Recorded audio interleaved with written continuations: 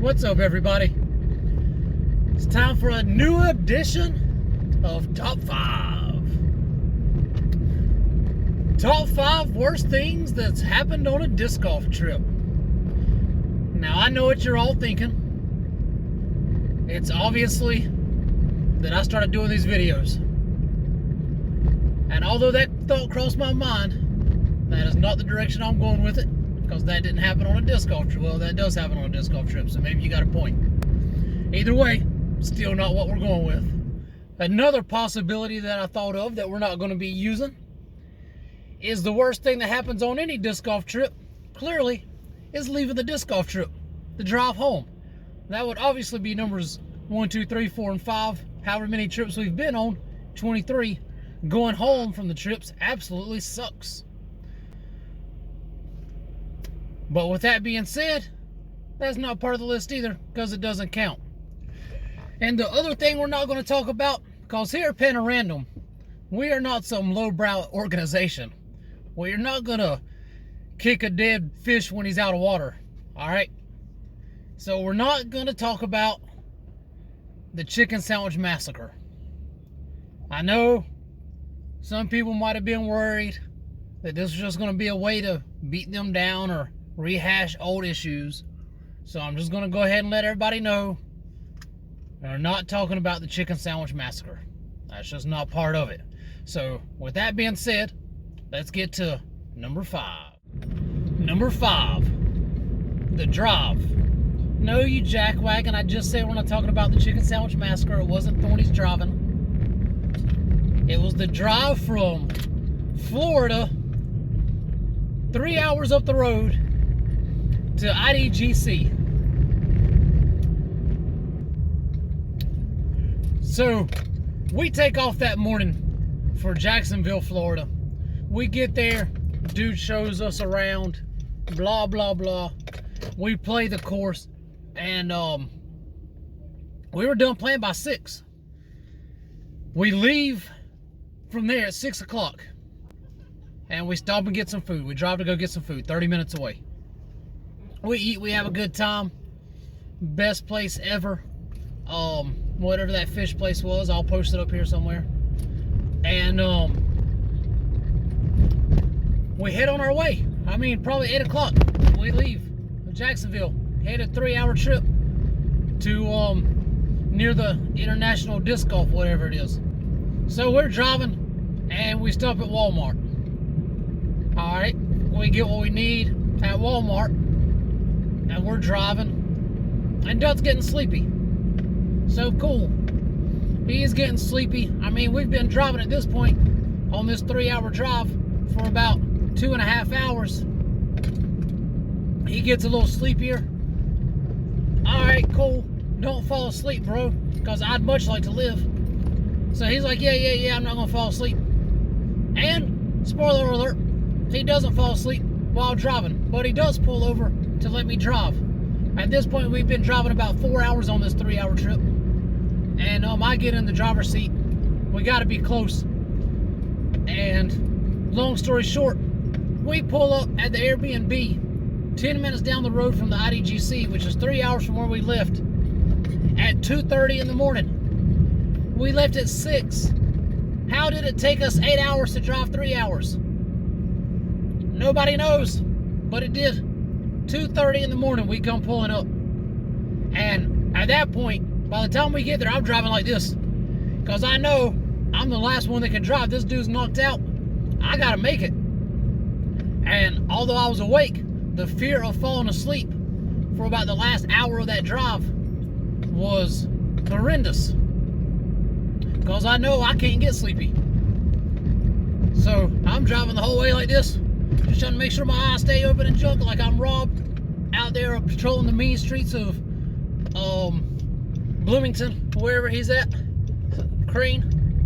So that drive, not the one where, you know, Josh almost got ran over, because we're not talking about that, is number 5. So let's get to number 4 after that long story. Number 4. Now, mind you, there hasn't been a lot of bad things that like stand out on the trips. there hasn't been many bad things on the trips, period. But there's one thing that was instantly bad on the trips. No, it wasn't when we were about to die at 70 miles per hour going down the interstate. We're not discussing the chicken sandwich massacre.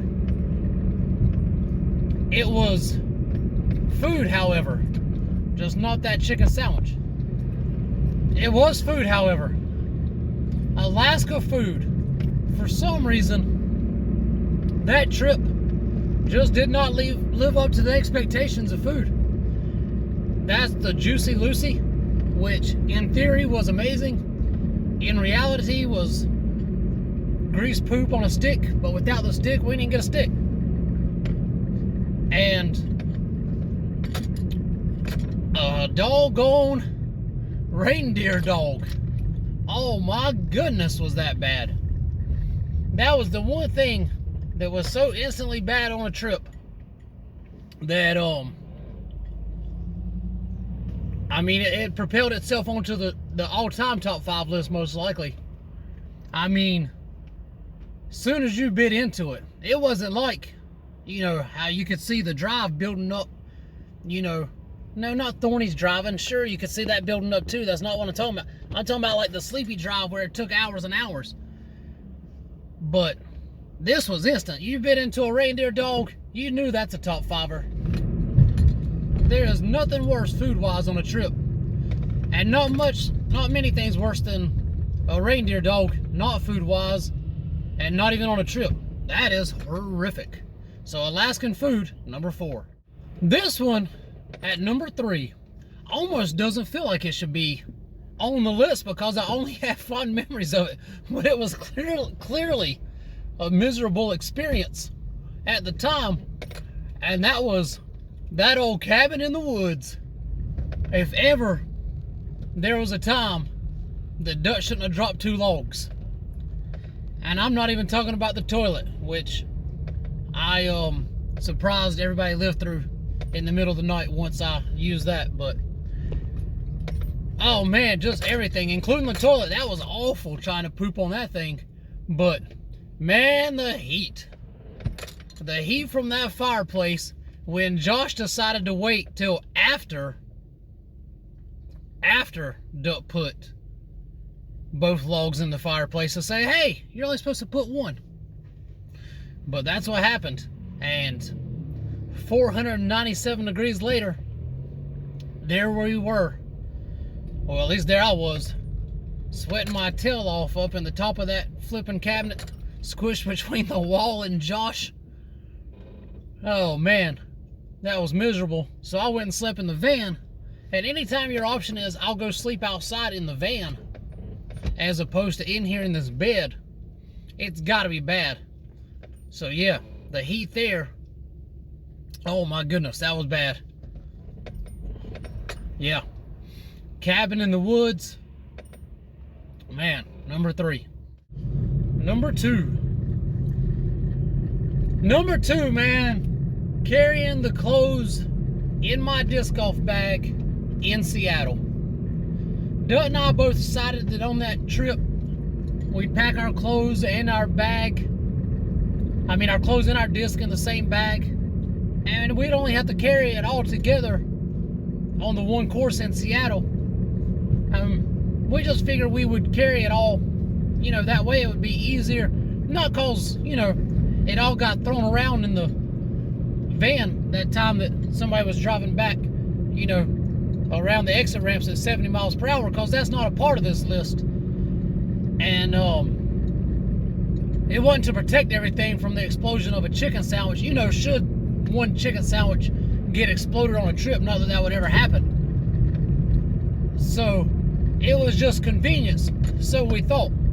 But what actually happened was we end up playing a 2 and again eventually 3 disc round. It was inconvenient, it was heavy, it was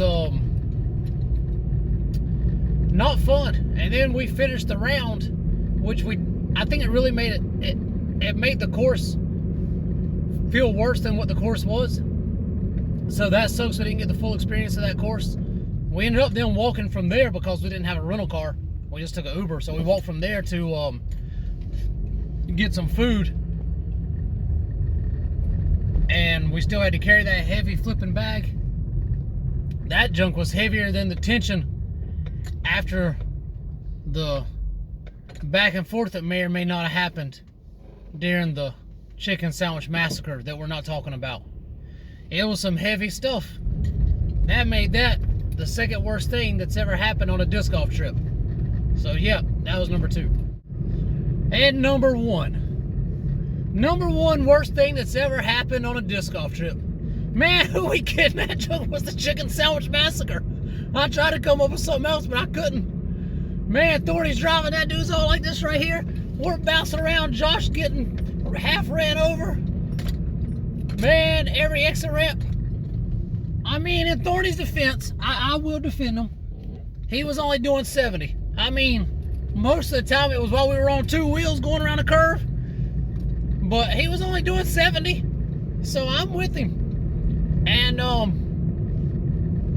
you know, that it wasn't his fault that that chicken had to die before, you know, getting the honor of being engulfed into Rob's belly. But honestly, for me, that's not even what made it the worst part. The worst part of all of it actually wasn't even the chicken sandwich massacre. The worst part of all of it was I offered everybody some gum and they turned me down. That's jacked up. They didn't even they didn't even turn me down. They didn't have the audacity to say, no thanks, Will.